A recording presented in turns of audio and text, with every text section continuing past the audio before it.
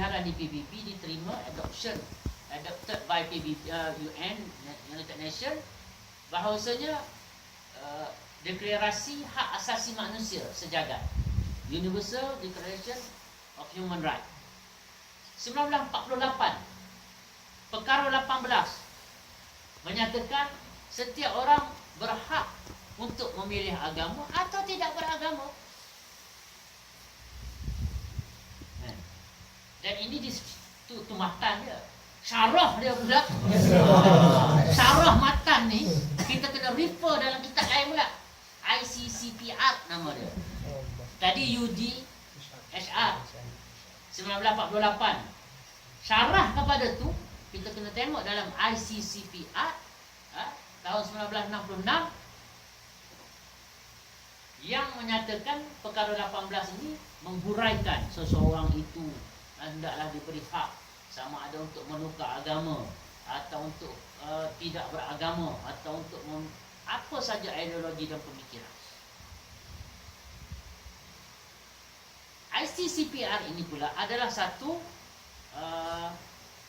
kita panggil satu deklarasi yang dituntut supaya ahli-ahli negara yang bernaung bawah PBB supaya rectify, bersetuju dengan ICCPR. Maknanya dia kena sign, menunjukkan kita bersetuju dengan peruntukan-peruntukan. Dan Malaysia tak sign, antara negara yang tak sign. Sebab apa? Sebab artikel 18. Tetapi sekarang dah ada daripada orang Malaysia yang buat laporan, yang buat tuntutan sampai ke Geneva, sampai ke peringkat PBB supaya menekan Malaysia supaya menandatangani ICCPR, yang mana terkandung di dalamnya ialah hak untuk murtad.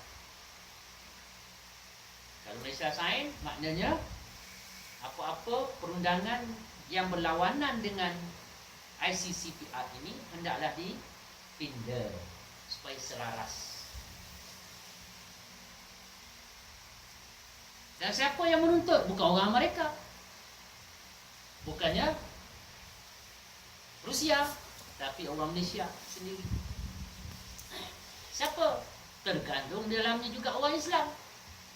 Ini yang kita kata human right.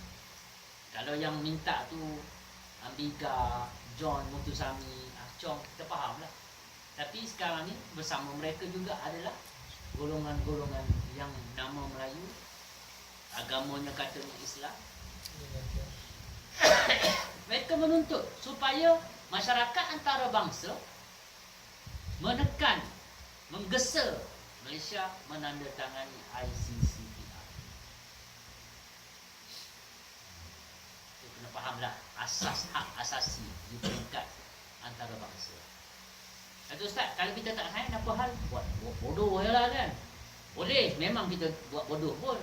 Dan tapi sekiranya PBB menghantar, dia panggil special repertoire, pelapor-pelapor khas pergi buat pemerhatian di satu negara dan buat laporan.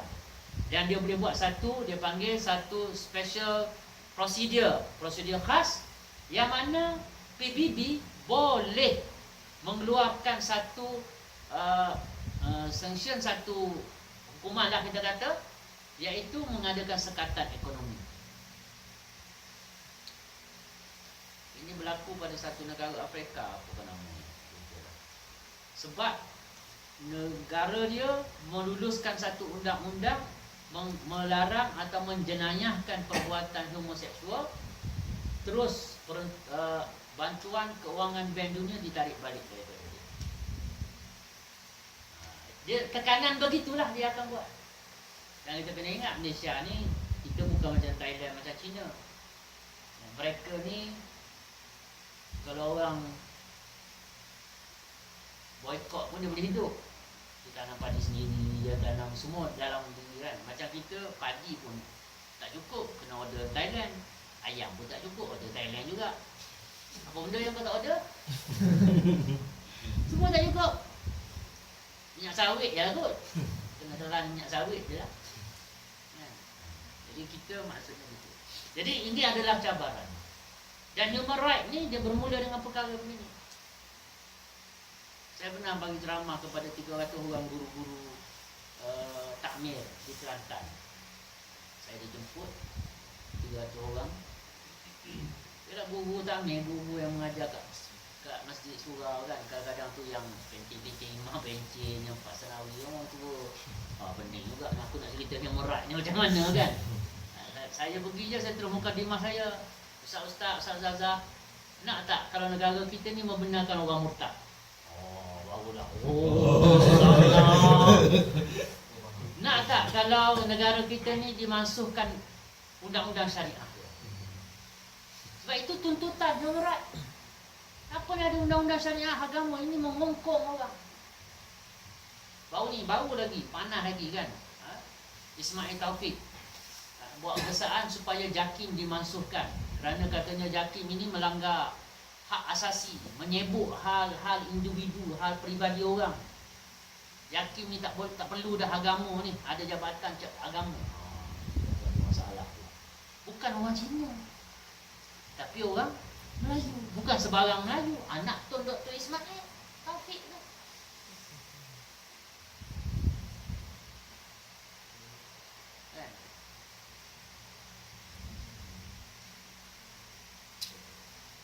Dr. Ismail pun tak tahu tu kan? Dia bekas timbalan Perdana Menteri kepada Tun Razak dulu, tapi dia meninggal dulu daripada PM, daripada Perdana Menteri, tak naik dari jadi PM kan. Jadi ancaman ini, human right dan liberal ini semakin, kita kata tahap dia tu semakin ekstrim, semakin melampau. Dulu kat kampung kita, ingat-ingat ada tak orang tak sembahyang Jumaat? Ada tak? Ada. Kat kampung apa ada ni seekor dua yang tak sembahyang kan. Tapi dia orang ni masa Jumaat tu dia orang main duduk kat kedai kopi ke dia orang menyorok kat mana? Menyorok kat rumah. Walaupun dia tak sembahyang Jumaat, dia menyorok di rumah. Sekarang ni dia tak sembahyang dan dia dengan bangganya berada di kedai-kedai kopi, berada di pasar-pasar raya, berada di luar-luar rumah. Sebab bagi dia, tu hak aku lah, relax lah, benda-benda gini janganlah kita nak kecoh sangat ya. As long aku tak kacau orang. Dan yang itu kita kata kalau liberal yang tidak melampau. Yang melampau ni macam mana? Liberal yang melampau, dah lah dia tak sembahyang Jumaat, dia blame pula orang yang undang-undang yang mewajibkan sembahyang Jumaat bagi dia adalah undang-undang yang bercanggah dengan hak asasi manusia. Orang nak sembahyang tak sembahyang tu hak dia lah. Kenapa ada undang-undang di jabat-jabat agama di mahkamah syariah, orang tak sembahyang boleh tangkap, boleh didenda.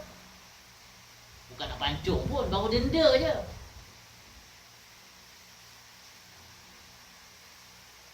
Jadi sebab tu sudah ada permintaan, desakan, tuntutan supaya maka undang-undang syariah dimasukkan.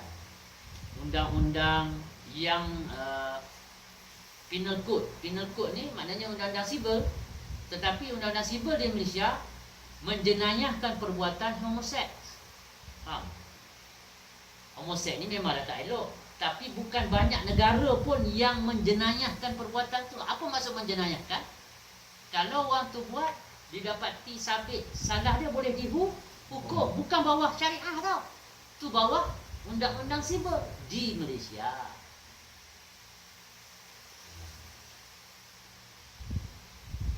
Kita kena faham. Saya nak tanya, maaflah kalau satu orang dia kat lapangan terbang Medan Indonesia minum arak, salah ke tak salah? Boleh dihukum atau tak boleh dihukum? Tak boleh dihukum. Dia hanya kesalahan moral. Oh teruk ini minum arak, tu saja. Tapi tak boleh bapak polisi datang tangkap kan, kamu tak ada, sebab tidak ada peruntukan undang-undang yang menjenayahkan perbuatan minum arak, kecuali dia mengganggu orang, dia bawa kereta, sebab itu boleh menyebabkan mudarat pada orang. Itu bukan sebab minum arak tu.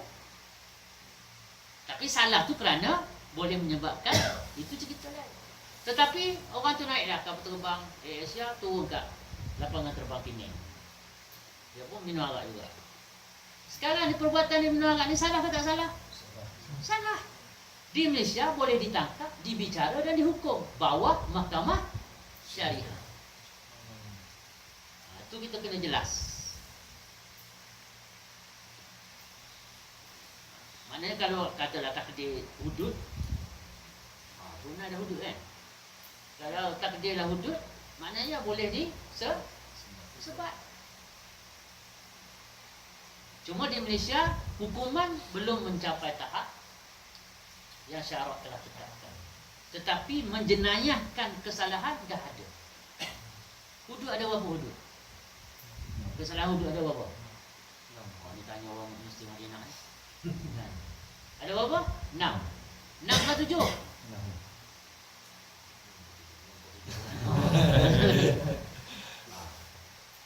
Sebab kalau ikut draft undang-undang Kelantan ada 7, draft undang-undang syariah, kanun jenayah syariah Terengganu ada 6. Sama-sama pas lah buat semua ni. Macam mana tu? Sebab tadilah 1 tu khilaf, 6 ittifaq. Maknanya 6 adalah yang telah ijma', maknanya dipersetujui, ia adalah hudud, kesalahan hudud. 1 yang masih khilaf, hudud atau tidak. Salah tu salah lah, tapi maknanya adakah hudud atau tidak, apa dia? Iaitu pemberontakan, bongkok. Bongkok tu adakah hudud ataupun tidak? Itu masih lagi ulama inilah. Tapi 6 tu kira dah. Apa dia 6 tu? Cuba kita kira. 1, murtad. Dua tinggi sekali lah tu kan, dua agama. Yang kedua, bunuh dia kisah, dia bukan hudud. Kena beza tu hudud dengan kisah. Okey. Yang kedua kita katalah zina. Yang ketiga menuduh zina, qazaf. Kemudian syarikah, mencuri. Kelima apa dia? Minum arak. Keenam apa lagi?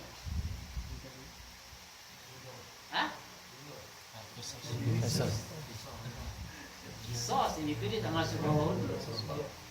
Apa dah? Curi dah. Merompak. Dirompak. Jadi yang ni hudud. Mana hudud ni dia ada hukuman mandatory. Sabit mandatory. Sabit mencuri dengan cukup segala syarat, maka kena apa? Kat sini lah kita kata kan. Pantung, potong. Di Malaysia 6 ni kesalahan atau bukan kesalahan? Jenayah atau bukan jenayah? Itu dulu kita kena jawab. Jenayah tak? Jenayah. Alhamdulillah, maknanya sebahagian daripada hudud telah kita jalankan, iaitu menjenayahkan dulu perbuatan hudud tu. Kesalahan hudud tadi, kesalahan jenayah tadi, kesalahan-kesalahan yang diletak bawah kategori hudud dijenayahkan. Sebab kalau tak dijenayahkan macam tadi lah, kalau di Indonesia orang minum arak saja minum arak, itu tak boleh dihukum. Kenapa? Sebab perbuatan tu tidak dijenayahkan. Tapi di Malaysia dijenayahkan. Bawah mana? Mahkamah syariah ataupun undang-undang syariah. Okey, murtad jenayah ke tak jenayah? Jenayah. Zina jenayah. Qazaf dijenayahkan. Apa lagi? Mencuri jenayah tak? Jenayah, tapi bukan bawah mahkamah syariah. Ia diletakkan bawah mahkamah sivil. Merompak jenayah ke tak jenayah? Jenayah. Maknanya dari segi jenayah dah memang ada. Cuma yang tak sempurna hanya dari segi hukum. Cara nak sabit pun insya-Allah kita ada mahkamah sama ada sibuk ataupun syariah yang teratur lah dengan hakimnya, dengan apa semua. Tinggal lagi yang masih lagi kekurangan pada kita ialah hukuman. Jadi kalau nak kata tak ada hudud langsung, tak betul. Peratus tu ada, tapi tak 100% tak sempurna. Kita kena banyak lagi dakwahkan kepada masyarakat, yakin dengan perintah Allah, kejayaan kita dalam agama, taat perintah Allah, cara Nabi SAW. Baik. Jadi di Malaysia perkara ini tak disenangi oleh puak-puak liberal, puak-puak human right. Murtad, itu menyalahi artikel 18. Terus dia buka kitab dia. Ayat 18 terus keluar dia punya. Memang betul, itu dia punya UDHR tu, dia punya induk dia. Quran dia lah. Lepas tu dia ada kitab syarah-syarah dia tu.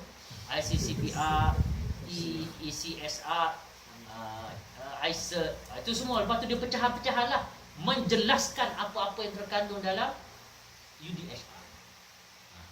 Ni balik kan, cubalah Google tengok UDHR, tulis dia situ. UDHR, baca. Ya, baca tu.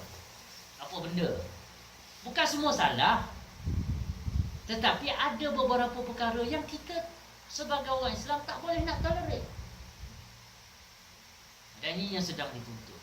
Sekarang ni dah ada yang dituntut pada 2013 itu di Geneva, supaya Malaysia membenarkan murtad, dimasukkan penal code yang menjenayahkan homoseks, dimasukkan undang-undang syariah, terutama dalam bab-bab hak peribadi ni.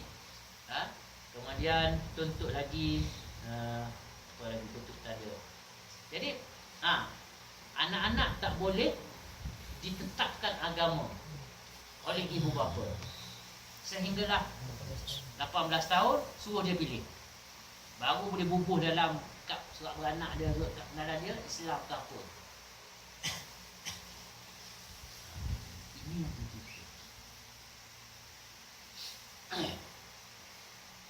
Ancaman ke bukan ancaman? Dan yang saya lebih takut, yang menyuarakan ni sekarang bukannya orang bukan Islam, tapi dah orang-orang Islam sendiri. Orang Islam sendiri dah yang mula.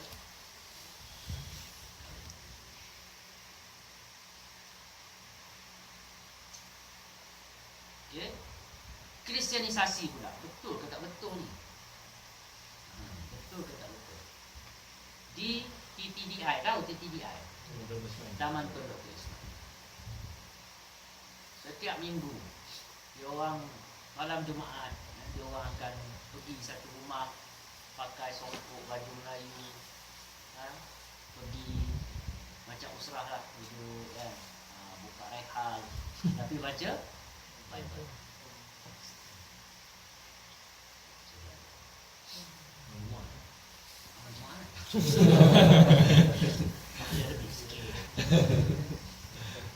Dan ini bukan cerita dunia. Kita ada dengan gambar dengan apa semua. Kita ada lah. Allah Ta'ala ni dia nak selamatkan agama ni macam-macam cara ya. Macam Ustaz Abdullah Al-Amin. Tak tahulah kalau kamu biasa dengar Ikin, ada surat pesona di Zahra tu, Abdullah Al-Amin. Dia selalu bawa jemaah ke Masjidil Aqsa. Orang lain bawa ke Mekah Madinah, dia bawa ke Masjidil Aqsa. Ustaz Abdullah Amin lah. Jadi nak jadi cerita, satu hari jemaah yang dia bawa tu naik bas kan, lah ziarah luar ke apa tak tahu lah kan. Jadi bila dia naik atas tu, dia jumpa keratan-keratan apa ni, macam apa? Ikrar. Jadi bahasanya bahasa Inggeris. Dan dalam tulisan-tulisan tu ialah menyatakan ikrar untuk menjadikan Malaysia ini sebagai sebuah negara Kristian satu hari nanti. Panjanglah dia punya ikrar tu. Jadi Ustaz Abdullah ni pun ditanya driver, grup mana yang naik bas ni tadi? Sebelum grup kami ni grup mana? Oh, ada grup daripada Malaysia. Sebab orang Kristian pun Masjid Al-Aqsa adalah tempat suci dia orang juga, Bethlehem tu, tempat lahir Nabi Isa apa semua kan. Jadi dia orang pun pergi umrah ke situ, umrah lah kot kan, orang ziarah ke ziarah ke, pergi ke situ. Dan dalam pada masa itulah grup ini kebetulannya adalah grup-grup missionaries, grup-grup yang memang mensasarkan Malaysia. Ingat, orang murtad daripada Islam ke dalam Kristian ni ada 6 kategori. 6 kategori. Kategori yang paling obvious, yang jenis murtad, lepas tu selalunya duduk luar negara, kahwin dengan orang bukan Melayu lah, kahwin ni, itu memang betul-betul dah memang dah tak nampak, memang Kristian lah. Tapi ada kategori yang mana gereja menasihatkan mereka hiduplah sebagai macam orang Islam. Bulan puasa kamu puasa, hari Jumaat kalau perlu pergi semayang. Tetapi mereka sebenarnya dah Kristian. Dan kalau mengikut apa yang kita dapat dari punya sumber ni, fisikan dan sebagainya, mensasarkan Malaysia ini akan menjadi negara pelangi pada tahun 2000 berapa? 30 ke gitu, tak silap. Apa makna negara pelangi? Negara pelangi ni macam Indonesia lah, Pancasila. Agama sama sahaja di Malaysia. Semua agama mesti disamakan di Malaysia. Sekarang di Malaysia agama tak sama tau. Sebab dalam perlembagaan kita, perkara 3/1, Malaysia perlembagaan mengatakan Islam adalah agama apa?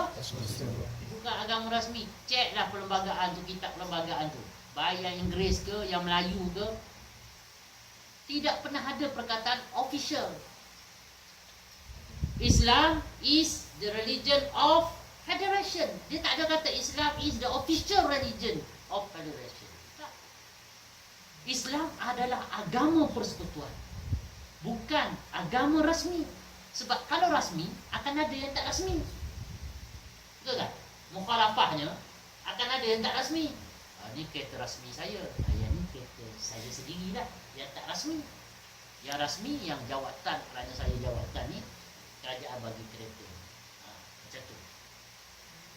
Sedangkan di dalam perlembagaan Malaysia kata jelas bahawasanya Islam adalah agama persekutuan dan agama lain boleh diamalkan dengan harmoni di mana-mana bahagian di dalam persekutuan. Ada beza tu. Dalam perlembagaan hanya Islam saja yang disebut. Agama lain tak disebut nama. Sebab itu Kristian dia susah hati dia tengok. Sebab Malaysia ni dia ada kekungan dia, kekangan dia. Sebab Malaysia tak macam mana apa yang ditakdir Allah Ta'ala. Memang macam tu perlembagaan kita. Dah berbeza dah. Islam adalah agama persekutuan. Islam is the religion of federation. Bahasa Arab dia apa? Saya nak terjemah pun takut sebab ada pembelajar Madinah. Bahasa Arab dia apa? Al-Islamu Dinud Daulah. Itu terjemahan dia kalau bahasa Arab. Dalam perlembagaan Malaysia, perkara 3/1, Al-Islamu Dinud Daulah. Negara kita ada agama. Maknanya kalau Malaysia ni adalah manusia, dia beragama Islam. Kalau Malaysia ni manusia lah, dia adalah Islam. Maknanya Islam adalah agama negara.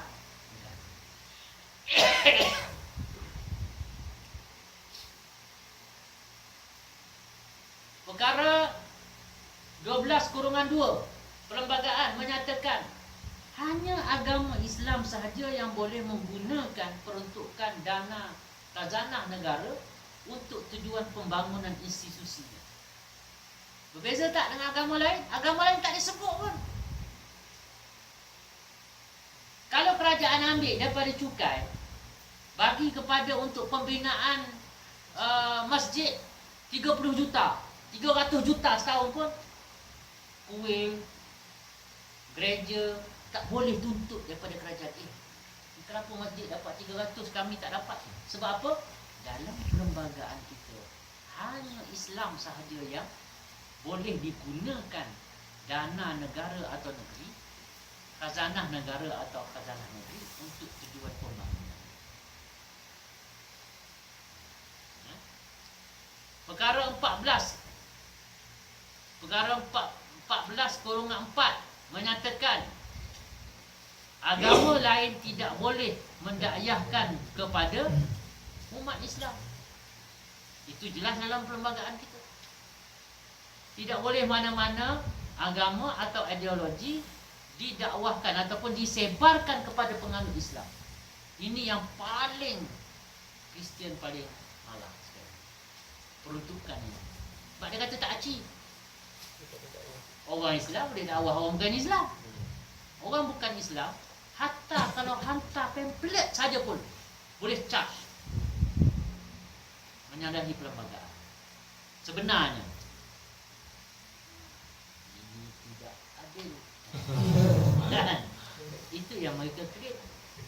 Dan malangnya gesaan ini mula dilontar, mula terkeluar daripada mulut-mulut orang Islam sendiri.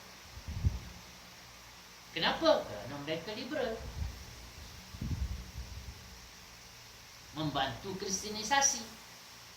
Dan liberal inilah yang banyak menyokong supaya Syiah dibenarkan, Qadiani dibenarkan. Itu hak dia kata. Kenapa kita nak sibuk ikut dia lah, nak jadi Syiah ke, nak jadi Qadiani ke? Bukan dia makan orang pun. Dia pegang macam tu. Hak asasi. Jadi tuan-tuan, ustaz-ustaz yang dimuliakan oleh Allah SWT, ini perkara ada di depan. Kristianisasi bergerak. Wallahi bergerak. Kita kena ingat, Nigeria dulu berapa peratus? 10 tahun dulu berapa peratus orang Islam? 20 tahun dulu berapa peratus orang Islam? Cek dalam, saya minta buat, saya makan. Sekarang apa jadi? Kalau itu boleh terjadi, di Malaysia tak boleh terjadi. Kalau kita reka, kami pernah buat ziarah di Ceras. Tahu Ceras? Kat KL lah kan. Kami buat ziarah kat Ceras. Naik flat. Naik turun kan. Jumpa satu pakcik. Duduk. Assalamualaikum. Pakcik. Tua dah dia. Waalaikumsalam. Masuk. Lepas tu cakap, pakcik, alhamdulillah kami datang ziarah pakcik kerana Allah. Kami datang daripada rumah Allah. Datang jumpa pakcik kerana Allah. Ada orang macam kamu ni. Kalau saya nak kau Islam tak ada macam ni. Kita kenapa pakcik? Pelik sangat bunyi je kan. Kata sebab saya ni yang tiap-tiap minggu duk datang jumpa saya ni orang Kristian. Mereka pergi pintu. Jadi bila dapat ada orang surau, suka dia. Ada rupanya orang surau kita yang datang macam ni. Baguslah. Selalu yang datang jumpa pakcik ni orang Kristian. Sebenar salah dia.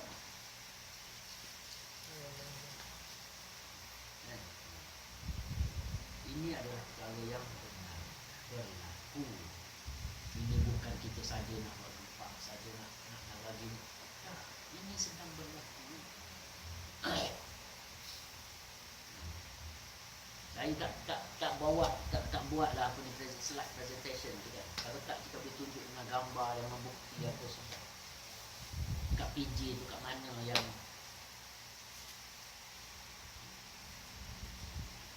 jadi masyarakat sekarang keadaan dia inilah keadaan masyarakat sekarang. Jadi saya bawa benda ni kepada tuan-tuan yang ada yang nak setahun lagi nak habis, ada yang 2 tahun dan sebagainya, sebagai satu input. Saya nak kongsi apa keadaan. Dan untuk masuk ini kita kena gerak. Kita tak boleh hanya berpuas hati dengan sekadar kita jadi perigi. Perigi tahu tak? Tahu kan? Hanya tahu budak-budak sekarang kan. Dia tahu air pahit je kan.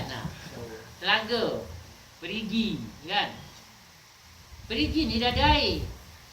Siapa yang akan dapat air tu? Orang yang pergi timbakan dia.